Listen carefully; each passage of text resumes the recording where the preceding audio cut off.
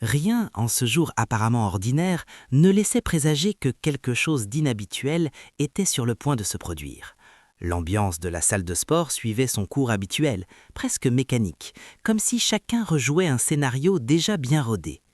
Le bruit métallique des poids frappant le sol résonnait sans cesse, mêlé au grincement des machines, aux rires prévisibles et aux conversations répétitives tournant toujours autour des mêmes sujets. C'était un lieu où la routine dictait les règles et où beaucoup croyaient, avec une confiance presque arrogante, avoir déjà tout vu de ce que cet espace pouvait offrir. Les habitués se déplaçaient avec l'assurance de ceux qui pensent que plus rien ne peut les surprendre. Les regards débordaient d'autosatisfaction, les postures étaient fermes, les gestes soigneusement répétés devant les miroirs, et régnait cette sensation collective qu'il n'y avait là aucun mystère à révéler. Pour beaucoup, cet endroit ne cachait plus de secrets, seulement des répétitions. Chaque barre soulevée semblait confirmer la croyance silencieuse que la force se mesurait uniquement à la taille des muscles, à l'apparence ou à l'expérience visible. C'était un jour banal de plus, de ceux qui passent inaperçus et se confondent avec tant d'autres. Un jour où personne ne s'attendait à être surpris, remis en question ou déstabilisé. Un jour où la normalité régnait sans partage, sans que quiconque n'imagine qu'en quelques instants, cette certitude confortable commencerait à se fissurer, laissant place à un silence curieux, à des regards attentifs et à une question inévitable suspendue dans l'air. Avons-nous vraiment tout vu ? Il entre sans attirer l'attention, sans interrompre les conversations, sans susciter de regards curieux. Il pousse son chariot de nettoyage d'un pas calme et précis, comme quelqu'un qui a compris, avec le temps, que passer inaperçu est souvent plus sûr que de tenter d'occuper une place où l'on n'est pas attendu. Ses mouvements sont naturels, presque invisibles, fruit de celui qui a appris à s'adapter à son environnement sans le remettre en question, acceptant le rôle qui lui a été attribué sans faire de bruit. En avançant dans la salle, il se fond dans les décors comme un élément du paysage, comme une simple composante de la routine que personne ne regarde vraiment. Le léger grincement des roues du chariot se perd dans le vacarme des poids, des machines et des conversations animées. Personne n'interrompt son entraînement. Personne ne détourne le regard plus d'une seconde. Pour la plupart, il n'est qu'une présence fonctionnelle, quelqu'un là pour nettoyer le sol, ramasser la sueur des autres et continuer sa route. Il y a dans son attitude un calme presque stratégique, une forme de sagesse silencieuse forgée par l'expérience. Il sait que dans cet espace dominé par des égos gonflés et des apparences soigneusement construites, l'invisibilité agit comme un bouclier. Moins on remarque sa présence, moins on se demande qui il est réellement. Ainsi, sans hâte, sans annonce et sans la moindre intention d'être remarqué, il prend sa place, non celle qu'il a choisie, mais celle qu'on lui a accordée, tandis que la véritable raison de sa présence reste dissimulée derrière des gestes simples et apparemment anodins.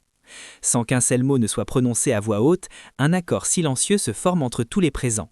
Un consensus invisible bâti uniquement sur des regards furtifs, des gestes automatiques et une absence totale d'intérêt. Cette personne ne fait clairement pas partie de la scène principale. Sa présence n'est tolérée que comme arrière-plan, comme un élément du décor, jamais comme un acteur digne d'attention. Pendant ce temps, ceux qui se considèrent comme les véritables protagonistes occupent le centre de la scène, convaincus que cet espace leur appartient de droit. Face au miroir, ils exhibent force, technique et assurance à travers des mouvements répétés, des poses calculées et des expressions de supériorité soigneusement entretenues. Chaque répétition est une affirmation silencieuse de statut, chaque muscle contracté une preuve visible de valeur. Le reflet leur renvoie exactement l'image qu'ils souhaitent voir, contrôle, pouvoir et domination. Et dans ce théâtre d'ego et d'apparence, tout ce qui ne contribue pas au spectacle est automatiquement relégué à la marge. Cette silhouette, poussant son chariot et poursuivant sa routine, reste hors du cadre mental de tous. Elle n'est perçue ni comme une menace, ni comme une curiosité, seulement comme une partie du décor, aussi ignorée que le sol qu'elle nettoie ou les équipements qu'elle range. Personne n'imagine que derrière cette image ordinaire et sous-estimée se cache quelque chose capable de briser la logique du lieu et de redéfinir qui mérite réellement le rôle de protagoniste lorsque l'apparence cesse d'être suffisante. La simple demande de nettoyer un petit espace ne provoque ni débat ni résistance ouverte, mais réveille immédiatement ce malaise poli, presque imperceptible, qui se manifeste par des soupirs retenus, des regards en coin et des mouvements exécutés avec une réticence évidente. Personne ne conteste à voix haute, personne ne crée de conflit direct. Mais l'inconfort flotte dans l'air comme un message clair, la tolérance existe mais elle a ses limites et surtout ses conditions. C'est une permission accordée sans enthousiasme, accompagnée d'une supériorité silencieuse qui se passe de mots. Le geste de céder la place ne vient pas de l'empathie, mais de la certitude que celui qui demande occupe une position inférieure. La politesse ici ne naît pas du respect, mais de la convenance, chargée d'un mépris suffisamment subtil pour ne pas paraître offensant, mais assez fort pour être ressenti par celui qui le reçoit. Les corps s'écartent juste ce qu'il faut, comme si ce léger déplacement constituait déjà une faveur excessive. L'atmosphère change, même si personne ne l'admet. L'entraînement continue, les poids montent et descendent, mais quelque chose s'est modifié. Il devient évident que cette demande, aussi simple soit-elle, a franchi une frontière invisible, la ligne ténue qui sépare ceux qui sont tolérés de ceux qui sont réellement acceptés. Et à cet instant, tout le monde semble à l'aise avec cette hiérarchie, sans imaginer à quel point elle est sur le point d'être mise à l'épreuve. Entre des plaisanteries maladroites, des commentaires apparemment naïfs et des remarques faites avec un sourire simple presque candide, il façonne soigneusement une image inoffensive. Ces mouvements ressemblent davantage à une plaisanterie qu'à un entraînement sérieux. Des gestes trop légers pour inspirer le respect, des attitudes trop désinvoltes pour éveiller la moindre alerte. Tout en lui communique exactement ce que les autres s'attendent à voir, quelqu'un de déplacé, de curieux, sans aucune menace réelle. Aux yeux de ceux qui observent distraitement, ces actions ne sont qu'une distraction, un intermède comique au milieu du sérieux des exercices et de la rigidité des routines. Certains rient, d'autres lancent des commentaires ironiques, convaincus d'avoir affaire à quelqu'un qui ne comprend pas vraiment cet environnement. Et c'est précisément cette perception qu'il entretient, avec une précision presque calculée, laissant le rire remplacer la méfiance et la moquerie prendre la place de la vigilance. Sans s'en rendre compte, tous autour commencent à baisser la garde. L'ambiance devient plus détendue, l'attention se disperse et l'idée qu'un imprévu puisse survenir disparaît complètement. Ce que personne ne remarque, c'est que derrière cette posture légère et apparemment insouciante se cache un contrôle total de la situation. Chaque parole lancée à la légère, chaque geste maladroit et chaque mouvement qui semble fortuit font partie d'une construction silencieuse. Un jeu subtil où le plus grand avantage réside précisément dans le fait de n'être jamais pris au sérieux, jusqu'au moment où il est déjà trop tard. Lorsqu'il touche un objet qui n'a manifestement pas été conçu pour quelqu'un comme lui, aucune alarme ne retentit. Aucun avertissement verbal ne surgit et il n'y a pas de réaction immédiate de désapprobation. Ce qui s'installe est quelque chose de plus subtil et pour cette raison même plus déstabilisant, une sensation inconfortable, difficile à expliquer, que ce geste simple ne faisait pas partie du scénario mental de quiconque présent. Pendant un bref instant, l'environnement semble hésiter. Les mouvements autour continuent, mais avec un léger retard, comme si l'esprit de chacun avait besoin de quelques secondes supplémentaires pour comprendre ce qui se passe. Ce n'est ni de la peur ni une surprise manifeste, c'est de l'étrangeté. La logique silencieuse de cet espace vient d'être légèrement violée. La hiérarchie implicite, qui n'a jamais eu besoin d'être énoncée à voix haute, vient de subir une première fissure. Certains regards se lèvent presque par réflexe, d'autres feignent de ne rien voir, comme si ignorer était le moyen le plus rapide de rétablir l'ordre. Après tout, cet objet a toujours appartenu à un autre type de personne, à un autre rôle, à une autre image. Voir ses mains toucher quelque chose qui, aux yeux de tous, ne lui était pas destiné, crée un malaise difficile à admettre, car cela oblige chacun à affronter une question que personne ne voulait poser. Et si les certitudes qui soutiennent ce lieu n'étaient pas aussi solides qu'elles le paraissent? Il n'y a ni confrontation ni correction, seulement un silence furieux qui se répand lentement. Et dans ce silence naît la perception que quelque chose a échappé au contrôle, non de manière brutale ou dramatique, mais de la façon la plus dangereuse qui soit, presque imperceptiblement, exactement au moment où personne ne croyait cela possible.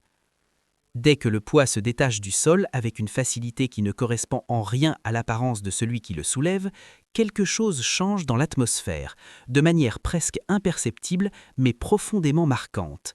Il n'y a pas de cri, pas de réaction immédiate, mais l'air semble soudain plus dense, comme s'il s'était alourdi. C'est une transformation subtile, ressentie avant d'être comprise, un malaise collectif qui traverse l'espace sans demander la permission. Les mouvements alentour ralentissent instinctivement. Certaines conversations s'interrompent au milieu d'une phrase, des rires s'éteignent, des regards jusque-là dispersés commencent à se fixer sur ce point précis. L'esprit de ceux qui observent tente en une fraction de seconde de trouver une explication logique capable d'intégrer cette scène à ce qu'ils ont toujours cru possible. Mais ils n'en trouvent aucune. Et c'est précisément cette absence de réponse qui dérange le plus. Le poids s'élève avec contrôle, sans effort apparent, sans tension visible, comme si ce n'était pas la force physique qui était mise à l'épreuve, mais la logique même de cet endroit. L'image entre en conflit direct avec tout ce qui avait été admis jusqu'alors. Cette silhouette, auparavant ignorée, se retrouve désormais au centre d'une attention silencieuse et involontaire. Non par ostentation ni par défi explicite, mais simplement parce que le corps vient de prouver quelque chose que les yeux n'étaient pas prêts à accepter. Personne ne parle, mais tout le monde ressent. Cet instant marque un tournant invisible. Quelque chose s'est brisé, pas un record, pas une règle écrite, mais une certitude intérieure partagée. Et à partir de là, l'environnement n'est plus le même, car lorsque la réalité contredit l'apparence avec telle clarté, il devient impossible de faire comme si rien ne s'était passé. Les rires disparaissent presque aussitôt qu'ils sont apparus, comme si quelqu'un avait coupé le son sans prévenir. Les phrases restent suspendues dans l'air, interrompues à mi-chemin, sans conclusion, sans le courage de continuer.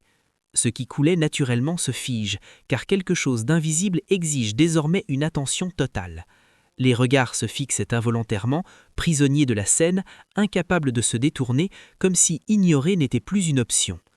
Le cerveau a besoin de quelques secondes supplémentaires pour traiter ce qu'il voit. Ce n'est pas une simple surprise, c'est un conflit. L'image observée contredit tout ce qui avait été accepté comme vérité jusque-là. Apparence, fonction, rôle social, rien ne s'accorde. L'esprit tente de réorganiser la logique, cherche des explications rapides, s'accroche à un détail capable de justifier la scène sans devoir renoncer à de vieilles certitudes. Mais il n'en trouve pas. Ce bref décalage mental crée un silence lourd, presque palpable. Un silence inconfortable car il oblige chacun à faire face au fait qu'il s'est trompé. Et admettre cela, même intérieurement, coûte plus cher que de rire ou de plaisanter. Voilà pourquoi personne ne parle, personne ne commente. L'espace se remplit d'une attention tendue, chargée d'incrédulité. À cet instant, il ne s'agit plus seulement de force ou d'un poids soulevé, il s'agit de l'effondrement d'un récit entier qui semblait solide quelques minutes plus tôt. Ce qui a été vu ne peut être annulé, ni ignoré, encore moins oublié. Le cerveau finit par accepter la réalité, même à contre-cœur, et à ce moment-là, tous comprennent que quelque chose d'essentiel a changé. Pas dans l'équipement, pas dans l'entraînement, mais dans la manière dont chacun perçoit enfin qui se tenait réellement devant lui depuis le début. Certains tentent presque par réflexe de minimiser ce qu'ils viennent de voir. Ils posent des questions excessivement techniques, analysent les angles, commentent la prise, la posture, le levier, comme si transformer l'instant en débat mécanique suffisait à en réduire l'impact. Ils cherchent des explications rationnelles, des calculs rapides, n'importe quel détail capable d'enfermer la scène dans quelque chose de contrôlable, de prévisible, d'acceptable. Ce n'est pas de la curiosité sincère, c'est une défense. Ces tentatives de rationalisation servent de bouclier. S'il existe une explication technique convaincante, alors rien d'extraordinaire ne s'est vraiment produit. Si ce n'est qu'un truc, une coïncidence, une exception statistique, alors l'ordre des choses reste intact. Le problème, c'est que plus ils expliquent, plus le malaise derrière leurs paroles devient évident. Le ton sonne forcé, les commentaires s'accumulent sans convaincre, même ceux qui les prononcent. Reconnaître l'impact réel de cet instant exigerait quelque chose de bien plus difficile. Accepter que l'évaluation initiale était profondément erronée. Cela signifierait admettre que des jugements ont été portés trop vite, basés sur l'apparence, la fonction et les attentes, et que tous ont échoué. Pour beaucoup, cette reconnaissance pèse plus lourd que le poids lui-même, car elle atteint directement l'image qu'ils se sont construites d'eux-mêmes en tant qu'observateurs aguerris, connaisseurs de cet environnement. C'est pourquoi certains persistent à expliquer, d'autres détournent le regard, et il y a ceux qui feignent l'indifférence. Chaque réaction révèle une tentative différente de préserver l'ego. Mais au fond, tous savent que quelque chose a déjà été perdu. La certitude confortable de pouvoir identifier au premier regard qui mérite le respect et qui n'en mérite pas. Et lorsque cette illusion se dissipe, aucune explication technique ne suffit à la reconstruire exactement comme avant. Sans élever la voix, sans s'imposer et sans la moindre tentative d'affirmation explicite, il commence à parler. Ses paroles ne sont chargées ni d'arrogance, ni du besoin de prouver quoi que ce soit. Il parle de technique, de posture, de contrôle, des détails que seul quelqu'un qui maîtrise réellement évoque avec naturalité, comme on décrit quelque chose de familier. Chaque explication arrive au bon rythme, claire, objective, précise, sans excès ni théâtralité. Et le plus frappant, c'est que personne ne l'interrompt, non par politesse, mais par instinct. Il y a dans sa manière d'exprimer quelque chose qui impose le silence sans le demander. Les regards restent attentifs, les corps immobiles quelques secondes de plus que d'ordinaire, comme si tous savaient, même inconsciemment, que ce n'est pas un moment pour se disperser. Quand quelqu'un parle depuis une maîtrise absolue, l'autorité n'a pas besoin d'être déclarée, elle se ressent. Il n'y a pas de lutte pour l'espace, ni de questions précipitées, ni de tentative de corriger ou de rivaliser. L'environnement, autrefois saturé d'ego et de certitudes rigides, s'ajuste de lui-même. Le leadership change de main sans annonce, sans conflit, sans résistance. Le droit de guider la scène s'impose naturellement, accordé par ceux qui comprennent qu'ils sont face à quelqu'un qui ne récite pas des concepts appris par cœur, mais parle à partir d'une expérience réelle, et à cet instant, il devient évident que le respect ne naît pas du volume de la voix, ni de l'apparence, ni du rôle occupé. Il naît lorsque le savoir rencontre le contrôle et lorsque ce contrôle est démontré avec calme. Et c'est ainsi, presque imperceptiblement, que celui qui était entré invisible commence à être écouté, non pas parce qu'il a exigé l'attention, mais parce qu'il l'a mérité au moment précis où il a montré qu'il savait exactement de quoi il parlait. Il ne s'agit pas d'admiration immédiate, ni d'applaudissements ou d'enthousiasme soudain. Ce qui apparaît est plus contenu, plus difficile à avaler. C'est une acceptation forcée, silencieuse, que cette personne occupe désormais un espace qui ne peut plus être nié. Une reconnaissance qui ne naît pas de l'enchantement, mais de l'impossibilité de continuer à prétendre que rien n'a changé. Pour beaucoup, cette reconnaissance s'accompagne d'un poids intérieur plus lourd que n'importe quelle charge soulevée. Elle blesse l'orgueil, frissonne l'image qu'ils se sont construites d'eux-mêmes en tant qu'observateurs aguerris, connaisseurs de cet environnement. La présence autrefois ignorée s'impose désormais par la réalité des faits, et aucun argument, aucune ironie, ni indifférence ne peut l'effacer. Les regards ne sont plus les mêmes. Certains évitent le contact visuel, d'autres observent avec une attention calculée, tentant de comprendre comment cela a été possible sans qu'ils ne s'en rendent compte plus tôt. L'environnement se réorganise autour de cette nouvelle vérité, même de façon inconfortable. L'espace qu'il occupe n'a pas été accordé par gentillesse ni par sympathie, il a été conquis par le simple fait que le nier serait trop malhonnête, même pour les plus réticents.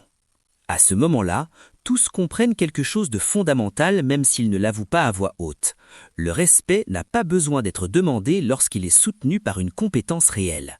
Et bien que ce type d'acceptation fasse plus mal que le rejet initial, il marque le point exact où l'orgueil cède la place à la réalité, scellant un changement irréversible.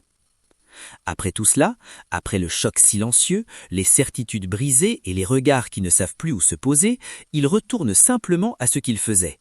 Sans discours final, sans chercher la reconnaissance, sans attendre la moindre validation. Il pousse à nouveau son chariot de nettoyage avec le même calme qu'avant et continue à nettoyer le sol comme si rien d'autre que l'essentiel ne s'était produit. Le geste est simple, presque banal, mais il porte un poids symbolique immense. Il n'a plus besoin d'affirmer quoi que ce soit, car tout a déjà été dit sans parole. Le doux bruit des roues du chariot résonne dans un espace désormais transformé, contrastant avec le silence qui s'installe, un silence trop dense pour être rempli de plaisanteries, de commentaires ironiques ou de tentatives d'alléger l'atmosphère. Personne ne rit, personne ne plaisante. Les conversations mettent du temps à reprendre, et lorsqu'elles reviennent, elles sont plus basses, plus précautionneuses. L'environnement autrefois dominé par des certitudes bruyantes est désormais traversé par une réflexion involontaire. Chacun se retrouve seul avec ses pensées, revisitant ses jugements, réévaluant ses attitudes, récalculant ses hiérarchies intérieures. En poursuivant sa route, il laisse derrière lui plus qu'un seul clean. Il laisse une leçon silencieuse impossible à ignorer. Car certaines démonstrations de force n'ont pas besoin d'applaudissements, et certaines vérités sont si évidentes qu'elles rendent tout commentaire superflu. Le silence qui demeure n'est pas vide, il est lourd, inconfortable et définitif, exactement comme toute réalité qui s'impose sans demander la permission. La salle de sport continue de fonctionner. Les machines sont de nouveau utilisées, les poids retournent sur les barres, les entraînements suivent leur cycle comme si rien n'avait bougé. À première vue, tout semble identique, mais en profondeur, quelque chose a changé pour toujours. Car certaines scènes ne disparaissent pas avec le temps, elles s'ancrent dans la mémoire comme des marques silencieuses, prêtes à ressurgir au moment où elles sont le plus nécessaires. À partir de ce jour, chaque fois que quelqu'un sera tenté de juger une autre personne uniquement sur son apparence, sa fonction ou le place qui lui est accordé, cette image réapparaîtra. Non comme un souvenir réconfortable, mais comme un avertissement dérangeant, impossible à ignorer. Un rappel que la première impression peut être la plus grande erreur et que l'excès de confiance aveugle souvent plus que le manque d'attention. L'environnement reste le même, mais les regards portent désormais un poids différent. Une conscience nouvelle, même non adhérée, flotte dans l'air. Une compréhension silencieuse que la force, la compétence et la maîtrise réelle ne crient pas toujours, ne se montrent pas toujours de façon évidente et ne réclament pas toujours leur place. Parfois, elles existent simplement, discrètes, patientes, attendant le moment juste pour se révéler. Et c'est ainsi, sans pancarte, sans discours et sans leçons explicites, que cette scène accomplit son rôle le plus puissant. Un enseignement qui se répète intérieurement chaque fois que quelqu'un se hâte à juger, l'erreur la plus commune et la plus coûteuse est de confondre discrétion et faiblesse.